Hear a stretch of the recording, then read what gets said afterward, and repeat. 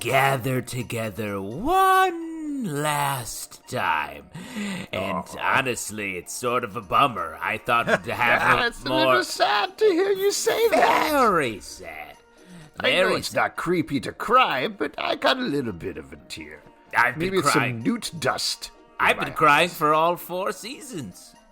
Just happy, sad. Well, anyway, we're gathered here in the weird woods at the end of the long, dark path. As we know. Let's see. We've got, we're gathered around a cauldron. Right, yes. Yeah, okay. All right. Last time we're going to get it. I'm very excited. I feel like he's going to land it this time. We all flew here on our brooms. Oh, wow. Okay, 2 out of 4. Good. We're wearing our pointy witches' hats. Yes. Okay. Oh, this is going so great. This is very good. Feeling the dark cockles of my heart. And we raise up our magic items for one last time. You know what I'm talking about when I say items, right? No, I want to hear you say it. Oh, you know? Okay, yeah, no, I know. So I'm just saying that it's an item. I want to hear you say it. You gotta say it. Magic, wand? Is it wand? Oh, it is! You got everything correct. Wow. Oh, what a relief here on the final chilling podcast of Sabrina. What a time to be alive. Yeah, this is it. Super sad. This is the final chilling podcast of Sabrina for the final episode, chapter 36, At the Mountains of Madness. It all ends here.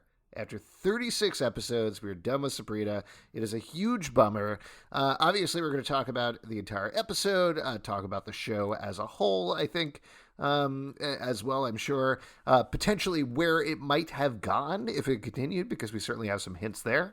And some other hints about stuff about why I don't know how much I believe this, but I think we could touch on this about how maybe it's not actually dead. But I'm a little iffy on that, but we can talk about that at the end of the podcast. Yes, I would say long shot, but to your point, it's doing well. It's very popular. Yes, it's very popular. Do we want to talk about this right here at the top? I mean, the thing that, because I think everybody coming into this is like, I'm sure we're going to talk about this. This feels like almost as definitive an ending as you can get on this show. There's certainly things left open. You can continue the story, but they put a bow on it pretty succinctly, right? But I do think it felt like that was just the end of the season, and it just happened to be such a great coincidental walk down memory lane, and to really come back, the fact that it was her birthday, her 17th birthday, it was all very nice package, you're saying, and I do think they just maybe added that final scene to be like, this is the end. Yeah, I mean, that's a pretty typical thing with shows on the bubble, right? To create an episode where it's like, well, we could go forward from here. And certainly with a supernatural show, you can do anything to anybody at any time.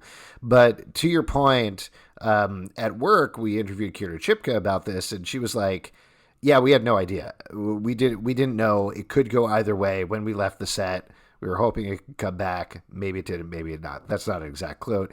And when I talked to Gavin Leatherwood, like pretty much immediately afterwards, because fans were very worried, there was a lot of hugs and crying at the airport and saying goodbye after filming. So people are like, oh no, it's canceled.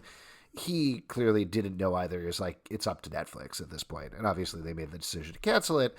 But the other little things that I think are interesting is Kiernan Shipka put a thing on Instagram recently, I think it was Instagram, saying, this isn't goodbye, see you soon, Coven, or something like that, which might have been like, it's never goodbye, we'll see you in the comic books, because Roberto Garza is potentially at some point down the road with Robert Hack, I think, is the name of the artist, going to continue Chilling Adventures of Sabrina and continue what they were going to do in part 5, which was going to be the witch war between Riverdale and Greendale, which would have been awesome. Yeah, so cool. But here's the other little wrinkle that I discovered, not on my own, but today as we're taping this. So if you go into IMDb Pro, IMDb is a little speculous sometimes because that's your user curated. Truth. IMDb Pro is professional. It's professionally submitted and vetted information. And the distributor for 2020 listed for Chilling Adventures of Sabrina is HBO Max in the United States, which is pretty weird. It's a weird thing to put on there. It's not heading there. The thing that's stranger about it is Netflix, through deals with Marvel, through One Day at a Time, through other shows, is they usually have at least like 2 years holding on to a show where they don't let it go. So potentially by the time this episode is released, maybe we'll have more clarity on it because we're recording this a couple of days ahead of when it's going to be released.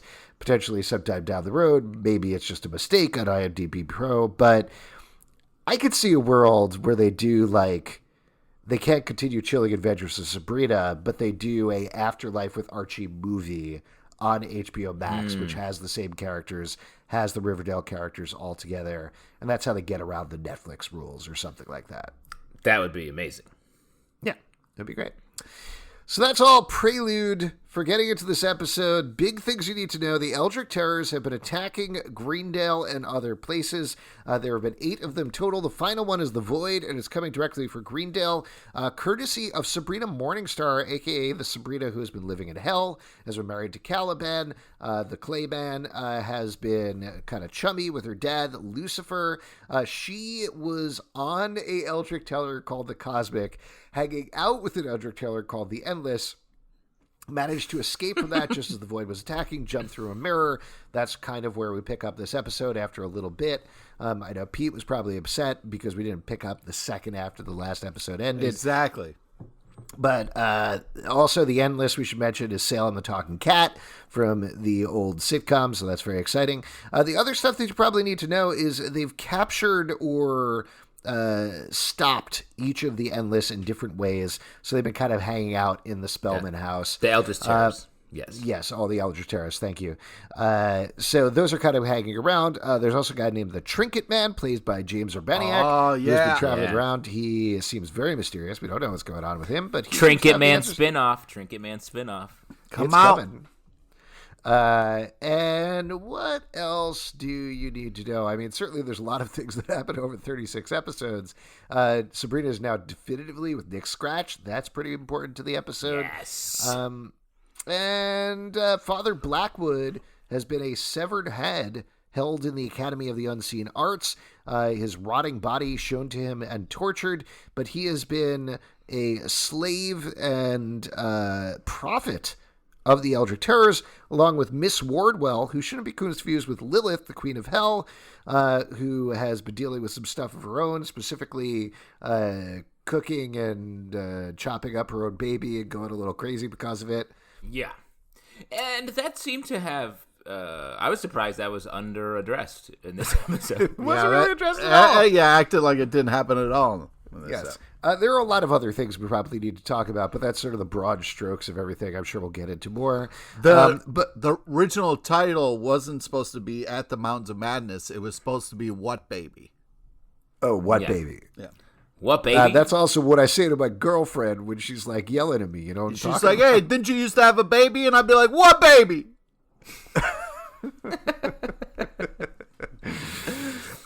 So, as we were mentioning, we don't exactly kick off with Sabrina jumping through the mirror. We do, however, kick off with a very interesting and weird framing device, which is Miss Wardwell talking to the Pilgrims of the Night Church, a seemingly resurgent Pilgrims of the Night Church. A lot of people. Full church. A lot of people there, telling the story of everything that happened with Sabrina in the last episode. We get this throughout here to provide a little bit of connective fiber for what's going on in the episode.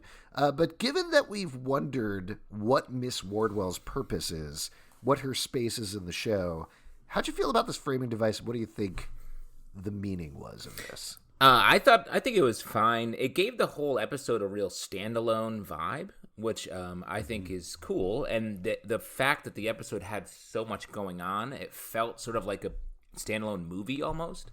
Mm-hmm. So I think the device worked in that regard.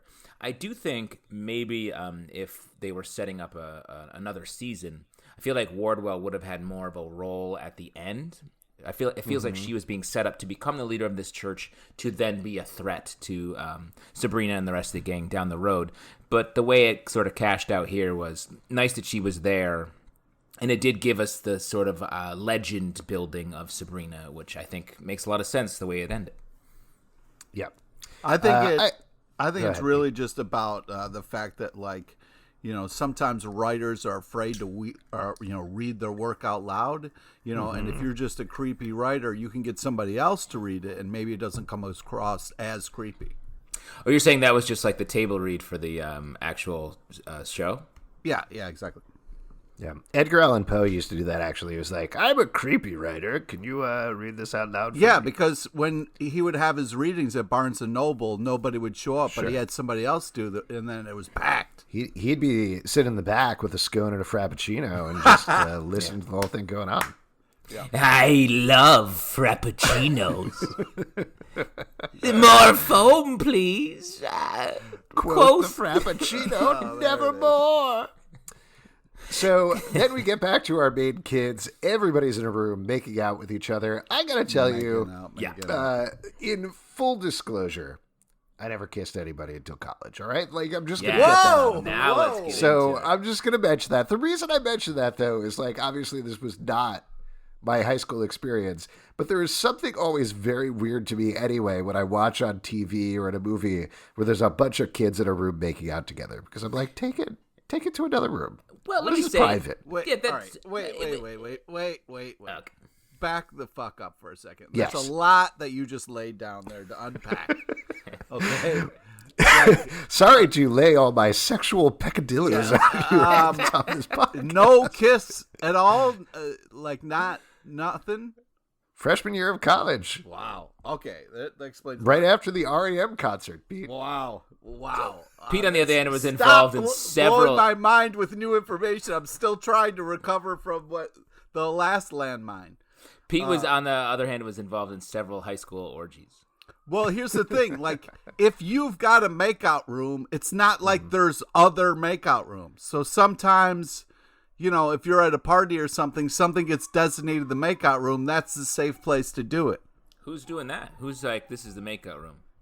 Get to the makeout room, you kissing people. Well, it just starts with one person, like, a couple making out, two people, whatever, making out, and then that is then labeled the makeout room. That's just kind of how it works.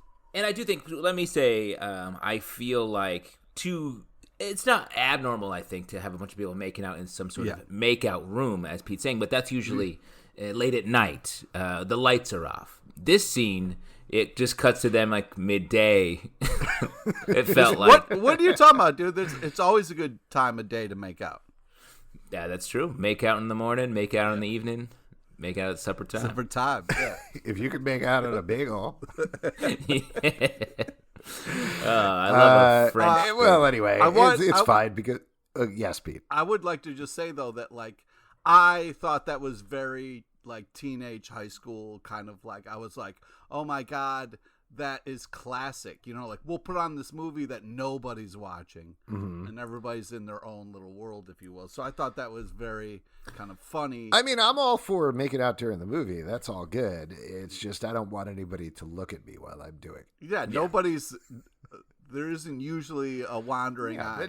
In the line of sight. I mean, if there's all those people, you're minding your business. You're doing what you got to do. I don't want anybody to see how I kiss. Oh my god! How you got to kiss? get over What? yourself. You think you're saying you're in a room with people and they're gonna look at you and be like, "Whoa, how's that dude Wow, kissing?" look at how he's kissing. Well, hold up a second, babe. Have you seen this guy make out? This is really cool. They're gonna do the Back to the Future give me thing. my Hold the pen and phone up and paper. be like, I "You want gotta to check take this some out." notes. You gotta check this out. You see what he's doing? Marvin Berry. Gotcha. I just gotta say though, at the start of this episode, so much tension because it's like knowing that this is the last of the last is it's a lot, and it was just kind of like I usually skip the intro. I just wanted every last second that I could get with Sabrina. Well, that's actually, in all honesty, why I think this scene is good to have at the beginning, because we're checking in with our main teen couples here. We're getting to see Harvey and Roz. We're seeing Theo and Robin. We're seeing Nick and Sabrina. So we kind of know where everybody is, and we're seeing them happy really for the last time in this episode. Yep. And in some cases, the first time. Like this is the first moment where we've established that these are sort of the set couples. Like the other weird part is they're making out. Harvey and Sabrina are making out with different people in the same room. Like as much as I've made out in a room with other people there hasn't been an ex in there. which is that to me. They're cool with it. It's also a nice parallel with the pilot because we started off with these kids checking out scary movies and talking about them. Like you mentioned, Justin, we're back right before Sabrina's birthday, just like we began. So, again, even if it was an accidental last episode, there's a lot of nice parallels going on there. Yes.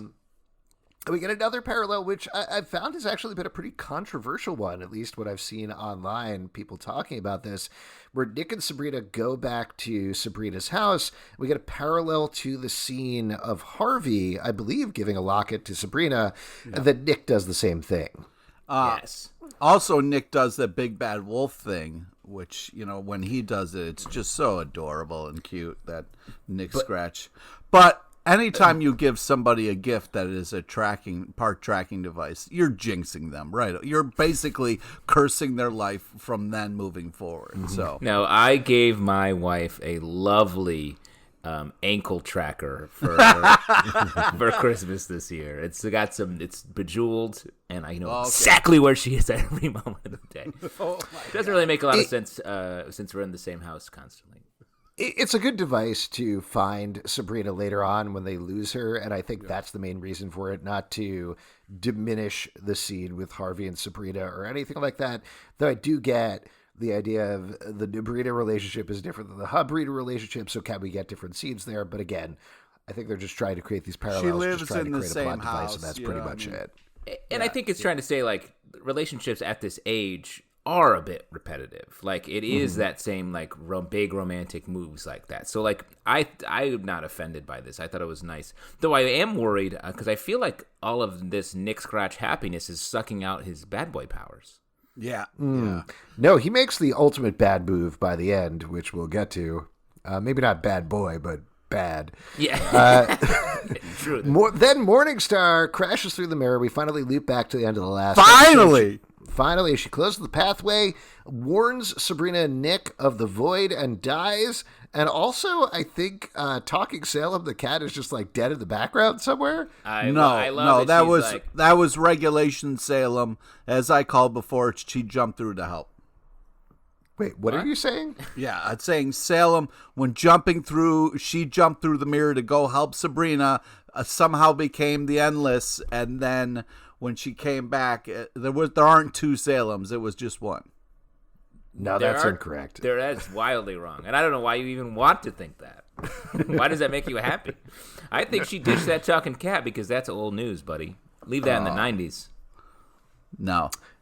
It was crazy to me that they were just like, well, and Talking Salem's dead, but I guess they didn't want to deal with the puppet all episode. So, well, and also let's keep in mind the Talking Salem was the enemy, was a straight up bad Eldritch Terror.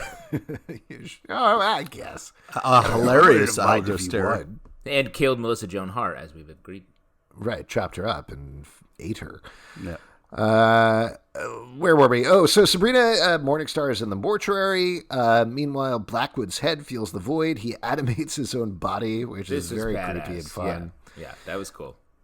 And then we have a classic Spellman family meeting where Ambrose, Sabrina, and Nick warn the aunties about the void. And I just want to say, like, seeing the real aunties, do their thing, it was just very, very nice after the kind of like, even though it was a great shout out to the old ones, just to see everybody back in their kind of rightful place was real nice in this ep. It was also funny how little they seem to get their dander up when all this horrible news is coming their way. They're like, well, yes, we'll solve that problem eventually. I think that kind of makes sense. And they touch on that by the end a little bit. There's a line from Sabrina says where she says something like, we'll finish this like we always do together. And they've been through this a bunch of times already. Yeah, approximately 36 of them. All in 1 year. Yes. So they're used to it. This is just another in a long line of the terrible things they've had to deal with recently. It's a Tuesday. Mm-hmm. Yeah. So then we get Sabrina, I would argue, for the first time in the history of the show, doing what Sabrina does, but the right way for the right reasons. And what I mean by that is Nick leaves. She looks over the Eldritch Terrors that they've acquired, decides to use the imp to make a wish. That's the bad decision. But the Trinket Man appears. Right. He wants the imp back. He's got Pandora's box and explains to her she can trap the void, but she has to be inside the void and it might suck her in like a black hole. That's where she made the right decision by Exactly. asking him, being like, wait a second. Perfectly timed entrance, Trinket Man. Do you maybe have something? And I was like, yes, Sabrina, yeah. Well, it wasn't even that. I mean, I think it's the thing that follows that I felt like, and we're proven over the course of the episode that she is making the right moves. She writes a goodbye note, says goodbye to Salem, goes through Which the mirror, nobody reads, by the way. turns it to stone behind her so nobody can follow her, and proceeds to try to take down the void herself, and it's only everybody else stopping her. That this time, for the first time in the history of the show, it's everybody else who messes things up, not Sabrina. Yeah. But here's the thing. I hear you on that. But I also think she made the mistake of what I think the theme of this season has been, is she's like, I'm alone. I have to solve this alone. When she doesn't. She can go to her people, figure out a plan, and work together to solve it. As she isolates herself at the beginning of the episode, and only later, when they finally come together and can combine their powers, do they, save the day. So I think she's still... That's fair. Yeah. I think I disagree with you. I think the theme of the show ended up being, don't do chapters, just say fucking seasons. You know what I mean? Like that way everybody can follow. Well, the and chapters understand. of the episode, the parts are the... Okay. 2 parts make a season. It's exactly my point. It's fucking confusing. 2 seasons, Pete. So you're saying, Pete, real quick, that's the theme of this show? Yeah, that's the theme. That's the theme. Is don't make it harder than it needs to be. I mean, here's the thing. You're not necessarily wrong. Yeah. But you just saying that comment is making this podcast harder than it needs to be. So how do you feel about that? That's my job. We talked about this before. What's the Trinket Man's deal? Who do you think he is? Is he God? That's my big theory. Yeah. Interesting. But he's just down with working with the witches? Yeah, I guess so. Just trying to make things right in his enigmatic God way. Mm-hmm. Yeah, I didn't think of that. I consider him more of like sort of the horror movie device where the stranger comes to town and sets everything in motion. But that's God, man. That's Yeah. what God does. That's what God does. Comes to town, sets things in motion.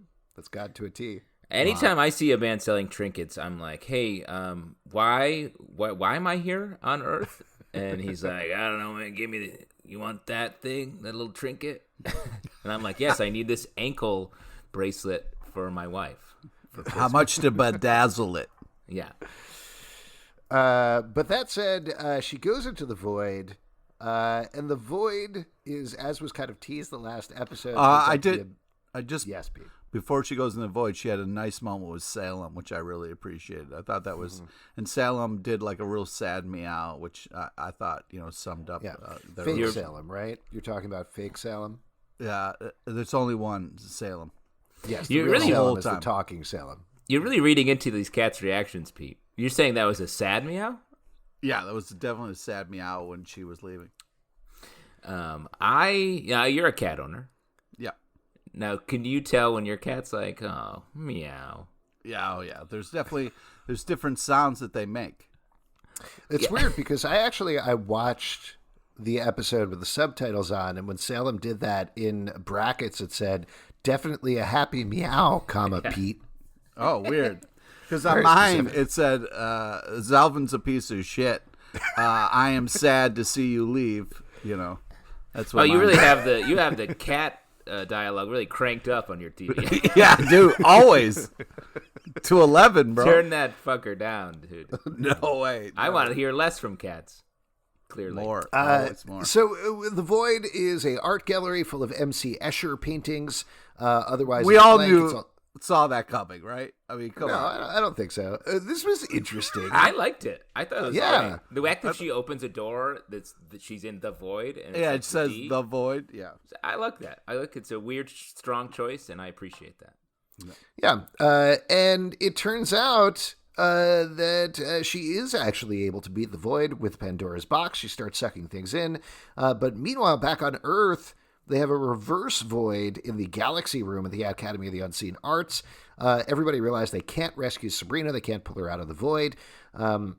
So as Sabrina is sucking everything into Pandora's box and taking care of the Void, Ambrose comes out with an idea and says, what we could do is we can pull Sabrina Spellman's soul out and put it in Sabrina Morningstar's body. So we'll lose her body, but we'll keep her alive. And Sabrina is about to take care of the Void when they stick her in Morningstar's body. They go to the observatory. The Void there is gone, so they think they've won. But Miss Wardwell explains, of course, that nobody is going to live happily ever after. And this kicks off immediately with Sabrina talking to Nick, explaining everything that happened, that she was put inside the dead Sabrina Morningstar's body. But Lilith is listening. Yeah. So the two things we get here, just kind of, I think we can follow the Lilith storyline because that very much goes off on its own path. It intersects a little bit. But Lilith goes down to tell Lucifer that Morningstar is dead, tells them about the Void. She wants her powers back. Caliban and Lucifer want to kill Sabrina and Spellman. We'll loop back to them in a second. But by the end, Lucifer is unsuccessful, and Lilith stabs him with the spear. Not the spear of Golgotha. I'm forgetting its actual name for the previous episode, the one that killed Lazarus. Right in his wingtips. Stabs him there, drinks his blood, takes his power, and exiles him from hell.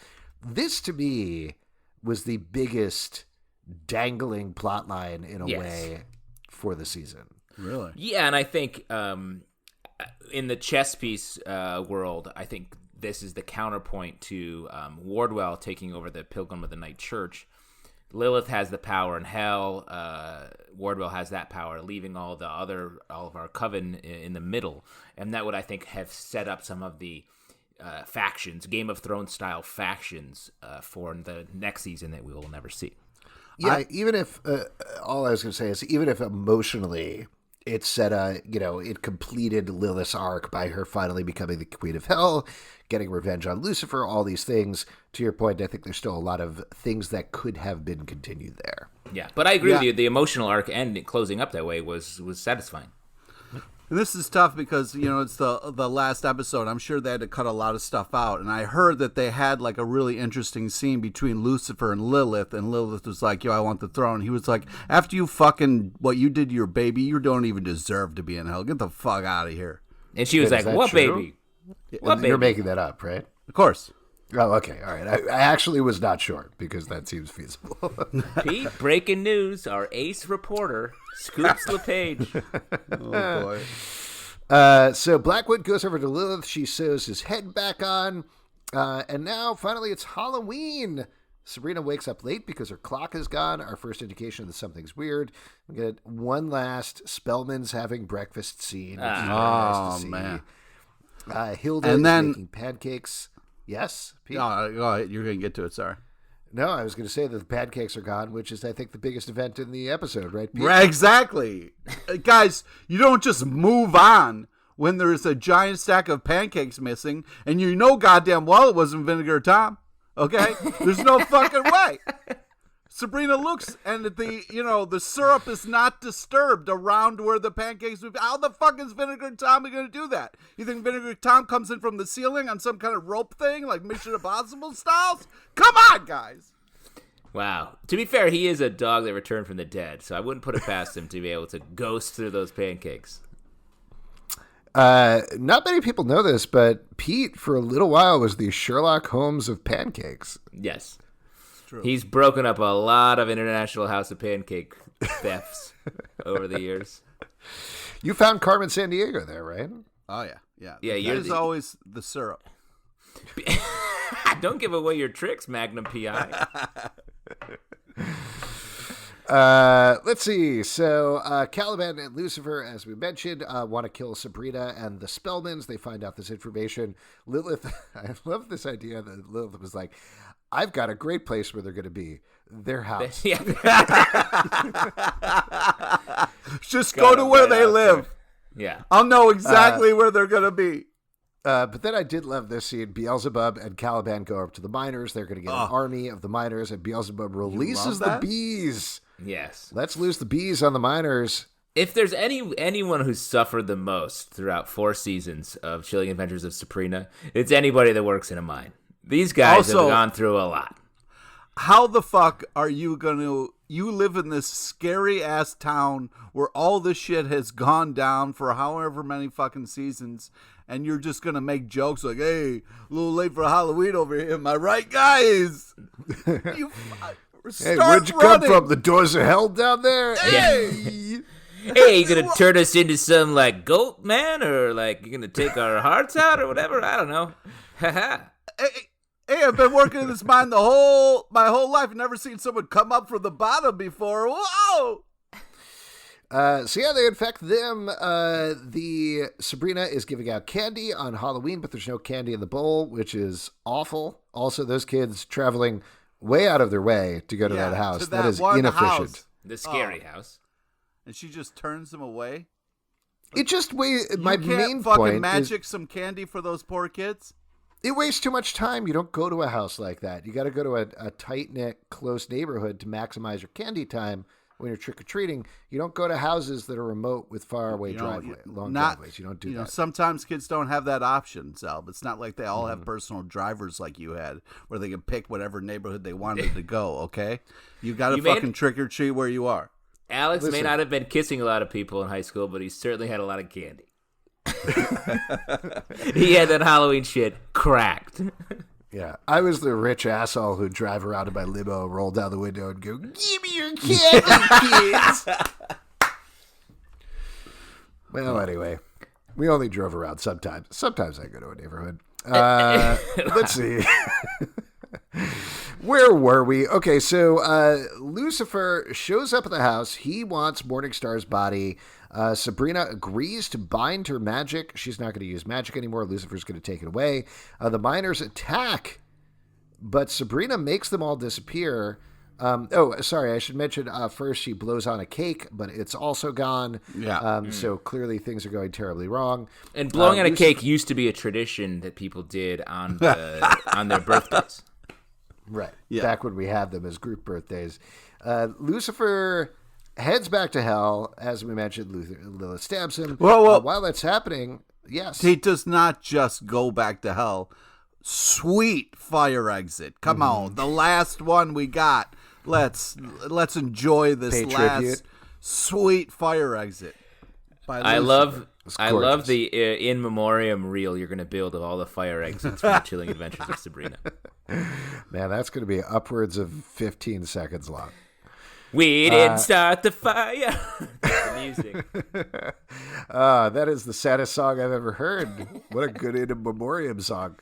Is this burning an eternal flame? Oh, that's a little bit. Yeah, that's the one. So Sabrina freaking out. Everybody's freaking out. She starts making things disappear, including several of her friends. She realizes when her soul got sucked out of the void, she brought a bit of it with her. Harvey's dad, which I thought, Harvey was like, "That's my dad, don't do that." And she did it, and he was like, "Come on." Oh, man, yeah, that was rough. Harvey's face when Sabrina disappeared his dad. Oh. But also, I feel like Sabrina was like, "Yo, you don't get along with your dad, so, like, cool it." Oh. I also like to see we got to see the cool Ambrose scanner one more time. That was fun. Yeah, so she ends up completely. We realize that she has the void scanner in her, and they come up with a plan. Which, so what? How did you feel about this, Justin? Because you've definitely been pushing for like, let's use all of the things by the end of the season. Yeah, and I feel like they kind of did, but kind of didn't. They end up using the weird as a space mask. So Nick can go into the void, get Sabrina's body with Pandora's box, and bring it back. Yes, Pete. Well, I just wanted to point out, Nick does do a humble brag here, where it was like, how are we going to find Sabrina in space? And Nick's like, well, I'm a good boyfriend, so I got my girlfriend a tracking device because I care. Bad boy, good boyfriend. I think when they say, let's just turn the weird into an eldritch oxygen mask. I forget who says it, but I think it's Ambrose or Nick, and they're like, that's good enough for me. And I feel like that was literally the writer's room talking. They're like, yeah, that's good enough. You know, come on. I mean, and they didn't. Maybe I missed it. I saw them carting around the dollhouse, but I could not figure out for the life of me what exactly they were doing with that. They were throwing the part of the plan was getting rid of all the Eldritch terrors, so they went into the void. Oh, right, throw them into the box. That's right. So they were getting rid of all of them, but I agree with you. I expected them to sort of fashion a weapon out of the other 7 terrors to then use against the Void, which wasn't the way it went, but it was cool to see the items as sort of these just images to signify the end of their taking all of the season and putting it into this Void, vanishing it forever. Yeah. So Blackwood, at that point, Sabrina has escaped. She has gone to the Mountains of Madness. Blackwood approaches her. Her void powers don't work on him for a very similar reason that the Imp of the Perverse didn't work on Roz and Sabrina a couple of episodes back. He wants to help her control the void, or so he says. Yeah. 2 weeks later, Blackwood welcomes Prudence, Ambrose, and Roz and Salem. And Agatha. Yes. How about that cat in the bag? Pete, you must have been loving it. Oh, yeah. I mean, that's just smart. Using the familiar, Roz, a genius. But again, I felt like, this would have been great, if we had Dorcas there. I feel like if you're going to roll deep, for the last episode. Well, I was going to save this till later when we got to the point when Sabrina says goodbye to everybody and lists literally every character of the show except for Dorcas. Except for the Dorcas. And Dorcas is in the shot. But she's in the montage. Crazy.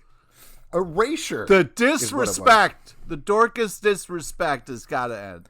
Hashtag disrespect Dorcas. But worst episode ever. That's I think it just wow. It's a shame they didn't get to do the next season, which was the War of Dorcas. The Dorcas. Dorcas Wars. The first episode was going to be called "Oh, sorry, I forgot Dorcas."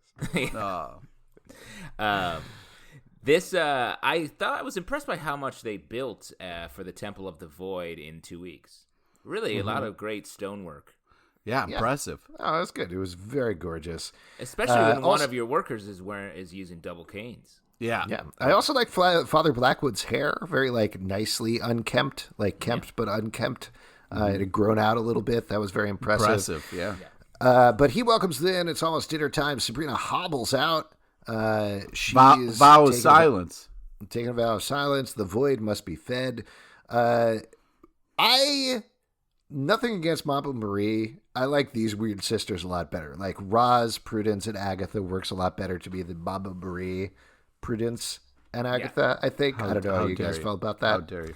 No, it definitely, I was like, I see, this makes more, because this is more like the original Weird Sisters. And we've just swapped out a defunct sister for Roz. Come on, man.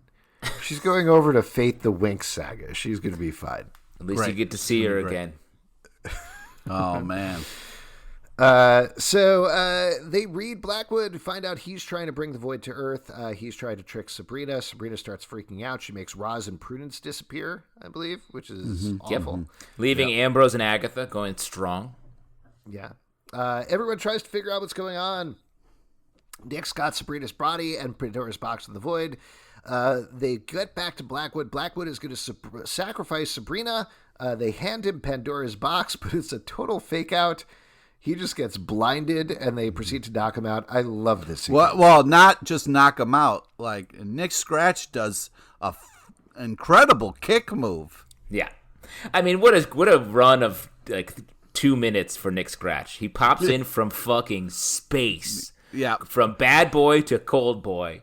And then he gets to get a decisive kick into Blackwood's face. Like, come on. That's just... Well, and I love this weak-ass ending for Father Blackwood. We've talked about this before, but he's such a sniveling villain. To see him take it out in, for him, the stupidest way possible, I thought was just great. Like, it's a smart plan. Like, they do a smart plan, but it's a smart plan that takes advantage of everything that's dumb about him, same as they did in the alternate universe world of the Imp of the Perverse. And there's no magic. I think they even say, it was just simple gunpowder on a box opening trigger. So, he gets fooled by not even being out magic, just outsmarted. And then Sabrina explains that they got to go forward with his plan anyway. That's the only way to actually stop him. They need to drain all the void out of her, open it up, and then Ambrose and Harvey, not Ambrose and Harvey, Ambrose and Nick are going to bring everybody back. Nick. No, Harvey too. Harvey and Ambrose go in, and Nick's got to do the yes. Okay. Shut it all down. Yes, so Nick is going to do the Pandora's box. Meanwhile, Zelda and Hilda are going to be with Sabrina the whole time. Nick says goodbye, kisses Sabrina. Hilda and Zelda cut her open and drain the milky void out of there that would make Alien jealous, I think. The void portal opens up. A banshee is there, which I thought was a nice callback to, I think, the first part, or maybe it was the second part with the banshee. I don't quite remember. It was like, I think at first I thought it was like Hecty or something, but then I was like, oh yeah, it's a banshee. Yeah, it was good. Good, like, subtle little thing to do there. But that's how you know that things are probably not going to go well for Sabrina at that point. We get, this is the most gut-wrenching part of the episode, a flashback to all of Sabrina's birthdays as she says goodbye to everybody. The goodbyes really got me. Really upsetting, emotional. Like, I didn't realize how much of an emotional connection I had into this family. Which I think, again, on my sort of take on the season of her being isolated to really realizing that she had everything she needed right there at home. And I think with this montage just really nails it. I thought it was just great. Nothing like a great montage. So good. Yeah. If only it had been a workout montage, it would have been just that much better. Just throw a couple of push-ups in there. Come on, please. A little Rocky theme music. Everyone emerges from the void, even Nick, but it's too late. Sabrina's and milky Nick's blood so happy. Her milky blood has turned to regular blood, and she is dead. What a difference. Then we get a funeral scene, dual graves for the two Sabrinas. I just want to mention this here. If I ever die, I don't think it's going to happen, but if I ever die, what I want you guys to do is do a comic book faithful version of my head and put it on the grave. Could you do that? I'm sorry. Yeah, like a tiny etching, or do you want like a full-on bust? No, like a tiny etching, like a little etching, sort of just my hair, I think, if anything. Okay. No, I'm going to do the just your beard. Oh, wow. I would throw the glasses in there. Sure, that would be good. No, or are you trying to change your legend that he had perfect vision the whole time? No, I like that. I like that they had the Chilling Adventures of Sabrina hair and headband with the color coordination for Morning Star. Of course. Got it. Spellman. Very nice. They spent the extra money. Yeah. I mean, they work in the business. They work in the funeral business. Like, they know a guy. They got a gravestone guy. Yeah. They were like, hey, my niece died. Can we get two of them? Can we get a little bit of a discount? What are we thinking, huh? Hey, you guys wouldn't believe this, but I got a real cash cow in Greendale, and everybody's dying there. I'm making graves hand over fist. I'm running out of stone. Yeah, very sweet. Running out of stone.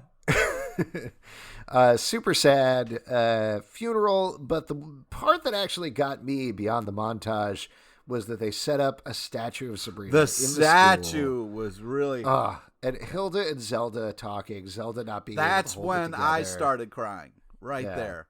When they started going, and then when Hilda said she would move back in, oh my God. Yeah.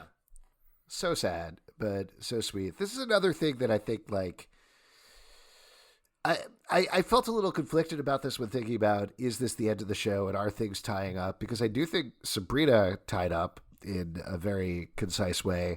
Like we talked about, Lilith's emotional arc was finished. I don't know that Zelda and Hilda were moved forward at all by the end of the show. You know, they kind of, in a way, end in the same place that they began.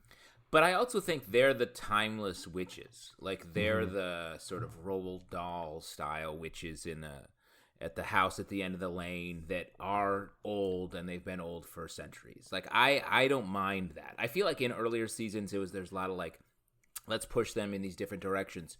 And then this season it was like, no, they're sort of the stabilizing force, and the other characters. Yeah. And then Prudence. Great scene. Blackwood back in the room. He's blinded. Prudence says, listen, I know you're immortal. and you're impervious to harm, I'm going to just real quick chop you into a million pieces and spread you all over the earth with a chainsaw. Yeah. Great. Yeah. One last gross, bloody scene for the season. So super just fun. A nice. I feel like there's so much horror, sort of inspiration in this show, and to have this as like the second to last scene, basically, I thought was really cool. Yeah. We get a quick shot, as mentioned, of Miss Wardwell closing the gospel, saying that's it. So even she doesn't necessarily know about this final scene here. And this is the big one to probably talk about. This is the last scene of the show. Sabrina in a different art gallery, not the Void. It says the Sweet Hereafter, so it's presumably their version of heaven. There's still art on the walls in the same way. Nick comes in. She says, "What are you doing here?" He says, "Oh, I was swimming in the Sea of Sorrows. There's a sick undertow there." Sick undertow, brah. They kiss. They say they'll be together forever, for all eternity. The ultimate endgame, end of show. What did you think about this last scene? What did you think about this ending? How did this strike you? It was a little weird. It left me with sort of like, huh. And what's weird about that? It just felt... well, it speaks to a larger thing. Like Nick went from being the bad boy to this he basically became Harvey by this last moment, which is interesting. It is sort of what she wished on with Candleboy. Yeah. And it sort of came true in that way. But it just felt, there was something that felt a little dream, like, it was sort of David. It was like Twin Peaksy. It was David Lynchy in a bit, but it still just felt a little bit too sweet. I wanted one couple little turns of darkness or Sabrina like mischief or something there. I thought would have been a really nice way to be like, yes, it's still the same thing. I thought it was Nick proving that Sabrina above all else, and I thought it was very sweet for him to sacrifice himself like that. Couple of quick thoughts about this, because I agree with you, Justin, that there were too many things that gave me pause in this short scene for it to feel entirely satisfying to me. One, like the Void, I like the bold choice of just having this thing that said the Sweet Hereafter. That is what their view of heaven is, and that's fine. But it doesn't necessarily jibe with what we know about heaven so far. Mostly that angels suck. They're just awful across the board. So knowing that Sabrina has ended up there doesn't necessarily feel like a good thing to me. I don't know where else she would end up necessarily, but that certainly gave me a little pause. And the Nick thing, I appreciated that if you're going to do something that is in Chilling Adventures of Sabrina, in Riverdale, in Katie Keene, if you're going to be like, what is Endgame? Endgame is we are in heaven for eternity forever. Great. Go for that. That's awesome. But I felt very uncomfortable with the idea that Nick clearly committed suicide. Like, I agree with that. I was like, oh, bummer, last idea. Like, it was classic Romeo and Juliet. There's even so there's the theological repercussions of the fact that if you commit suicide, you go to hell, right? So, but you're doing it for love. You get a pass. The Sea of Sorrows would end up in hell, not in heaven. But also just the idea that, like, it just feels kind of icky and not romantic in a modern context for me. So all of those things gave me pause. I still appreciated the show, liked it, but there was something that didn't quite sit right with me in that very last scene. Well, here's my interpretation. I think helps that a little bit. My walking, after I thought about it for a while, I was like, that was Sabrina's afterlife. I don't think it was heaven. I don't think it was hell. It was her just like, I've also watched Soul like 4 times in the last couple of years. Oh, man. But so that was her own personal afterlife. And I think that was not necessarily Nick's being entering her space. I think that was the idealized version of that. And it shows that she finally felt like she met a partner that she could have with her. And accepted that endgame, and the idea of him being there and her having companionship was enough to make her happy. So because I do think the suicide thing really sort of got in the way of that. But if it's not him actually killing himself, because that is a thing that like a teenager would be like, he loves me so much, he'd do anything, he'd die for me. And that I think feels a little bit easier to take in. Yeah. Well, but I think there were different options there. I think that's a fair interpretation, and I'm willing to go with that. But you could have done something. Maybe this would have been too complicated to explain in 3 seconds at the end of the episode. But something like, "Yeah, I lived a full life, and now I'm here." That would have been fine. That would have achieved the same purpose. I several wives after. Yeah, I mean, they originally, when they shot it, Sabrina was like, "Ooh, Nick, don't love you like forever, you know? Like, you made a bold choice assuming that I was, like, really into this." I also would have liked it if the moment was, "Hey, Sabrina, yeah, oh, God, it's so great to see you, I love you." And if it was like, if she was like, "Hey, we're fighting this new terror thing. I need you to come back." Mm-hmm. Yeah, I mean, I wonder if maybe there were different options of the scene that they filmed. Like, one was the "we're canceled" option, and one was the "we're not canceled" option, just to kind of keep it open. Right. Yeah, I don't know. Whatever it is, I think I do feel very strongly that you should not judge an entire show by the last scene. I think that's something that people do a lot, where they're like, of course you're going to be the last note you're left with is the thing that sort of sticks with you. But there was enough fun and good about this episode and good about the show as a whole that I think it was great. It was a great ride. I do hope they figure out some way to continue it in some way. To give closure, particularly to fans that were a little put off by the ending. But this is good. I was really happy with this overall. As the last episode, I thought this was great. The last moment was a little off, perhaps, but like the episode as a whole, I thought was just the montage, all that last run up to the final moment, I thought was so well done. And that is so hard to do, especially then when they didn't know the series was ending. They were just ending the season, and they ended the season with this huge emotional impact that it works as a series ender as well, which I think is amazing. Yeah. Pete, and also, how'd you feel about it? As far as like heightening goes, like last episode or last whatever the fuck season chapter, at the end of it, she's in hell. Oh, this one, and she's kind of in a heaven type thing. I like the heightening and kind of like, put it in a sweeter place where her and Nick could be together, regardless of how Nick got there. He showed up for his love. So you guys should get off him a little bit about how he got there, all right? Well, I think it's called the Sea of Sorrow. He was sad and he missed Sabrina. Like we all will miss Sabrina, Mm-hmm. Yeah, I'm going swimming in the sea of TV sorrows next weekend. It's very cold this time of year. Sick undertow. Sick! The big question, I think, is at the end of the day, was Nick Scratch a bad boy for life? Oh, man. He was definitely a bad boy for death. I'll give him that. Yeah, definitely. I think at the end of the day... Any final thoughts? Hold on, I got to close up my bad boy. Go for it. Okay. Oh, geez, he was a great bad boy, but he was also a great good boy. So I think maybe he was just a boy. Was it medium boy? Medium boy. That sounds very disgusting. Excuse me, I ordered a medium boy. Do you want a large boy for 10 cents more? No! That's how they get you. That's how they get you. So much boy. I'm not going to finish all this boy. I can't finish just want a medium boy. Too much. It's too much Too much boy. I'm already in sweatpants over here. I can't eat all this. Yeah. If I eat all this, it's going to be my end game. Oh. Hey. I'm going to end up with diabetes. Oh, wow. If I finish. Man, I don't want to end on that note. Any other final thoughts about Sabrina, just overall as a series that you want to offer? Anything else? I think overall, a lot of fun, just great use of the genre to kind of tell some great stories. Aunties were just phenomenal from start to finish. They were really the rocks that held this thing together so they could go to Crazy Town all the time.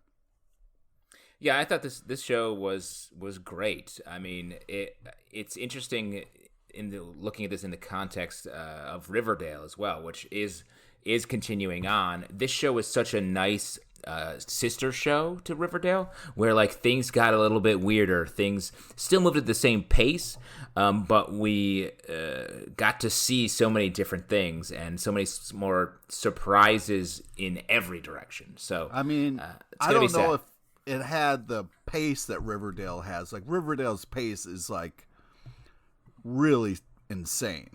Well, I think the thing that was good about Sabrina was it was structured in advance in a way that Riverdale is not. Riverdale, to its credit, sometimes feels like this fever dream that you're watching where it's like, and then this happens, and then this happens, and then this happens.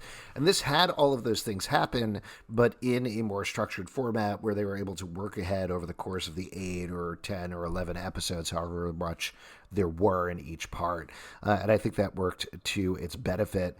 The main thing that I'm just bummed about is it feels like such a no-brainer to have a new couple of episodes of Chilling Adventures of Sabrina coming out every Halloween on Netflix, and that's not going to happen. Special episodes. They should just do one and dones. But since we're talking about both of them comparison together, something that occurred to me is they both really hate babies. In Riverdale, they threw babies into the fire. There was floating babies that got, engulfed in flames. And this one, babies got filleted like they were going to get eaten. I mean, that's some serious baby hating going on over here. Yeah, that's my big takeaway that I want to leave with Chilling Adventures of Sabrina is what they felt about babies. Thanks, Pete. Before we wrap up, on the entire show, which witch reigns supreme over the course of 36 episodes? Wow. Should we do this episode and then do the whole thing? Sure. You can say this episode and then a whole show. Pete, go ahead. All right. I'm going to say for this episode, obviously Salem and the trinket person. And overall, I got to say Ambrose and the Aunties. Wow. It's like all the characters. Yeah. Are you just looking at IMDb and reading down every character on the list? I guess I have to say boom operator David Young. Who would you say, Justin, for this episode and also for the entire series? I gotta say, you gotta pick Sabrina. The whole show is built around her. We got to see, even though it was only 1 year out of her life, technically, she got to grow up in so many different contexts over the course of this. And I think this season especially, and this episode, she got to portray the character from the Spellman perspective, the Morningstar perspective, seeing both of these things at the same time. All that is so difficult to do just from an acting perspective. And it all really came together so well. And for Kieran Shipka, who is like, a young actor coming into this role, the whole show is on her shoulders, and she just really brought it. She killed it. Yeah, she embodied the character. She is the image of Sabrina that I think will go forward despite the show not. And so I appreciate her top to bottom. Yeah, I agree. This episode was a great one for her. It was a great send-off for her, both as an actress and a character. Like I said, it was the episode that really showed that Sabrina has learned something over the past 36 episodes over the past year. She has stepped into being a hero by the end, and I thought that was great. Overall for the show, I want to give it to Dorcas. Yeah. My heart wants to give it to Dorcas, but in all honesty, she did change a lot. She went from being sort of on the show to not being on the show at all. Come on, man. Respect the Dorcas. I gotta give it. If it is really tough to choose one, but I gotta give it to Aunt Zelda. I think Miranda Otto has been superb from day one. Even though I love Lucy Davis as Aunt Hilda, the emotional journey that Aunt Zelda has gone on has been great. The biggest, most poignant moments of the show are the ones where Aunt Zelda breaks a little bit and shows that emotion below the nice exterior, how she cares for Sabrina, how she cares about the people around her, how she cares for Vinegar Tom. She's been incredible over the course of all of these episodes, and it's been wonderful to see. And folks, I think that is it. Oh, we should do one more thing. Pete, you wanted to chart the arc of Trinket Man over the course of his run on the show? Yeah, starting with episode 1 and going to episode 36. Go ahead. Yeah. So basically what you realize is, Trinket Man is kind of like the overseer of what's going to happen next on the show. It's kind of like a choose your own adventure. But what's nice is Sabrina realized since Trinket Man holds the fate, she shouldn't make the decision. He should guide her, and they make the decision together. So, yeah. I barely followed that. We can just cut that part out, I guess. Yeah. Great. As mentioned, this is the final episode of our Chilling Adventures of Sabrina podcast. However, we do have a Riverdale podcast that is kicking off very soon called Riverdale After Dark. You can check that out on iTunes, Android, Spotify, Stitcher, or the app of your choice. Socially, Riverdale Dark on Twitter, Riverdale After on Instagram, Riverdale After Dark on Facebook. We also do a live show every Tuesday night at 7 p.m. to Crowdcast and YouTube. Come hang out. We would love to lament the ending of Chilling Adventures of Sabrina with you. There is nothing that we would like more. ComicBookClubLive.com for this podcast and many more. Until next time, we're bad boys, one and all. I'll just be here in this weird wood until the show gets picked up again, okay?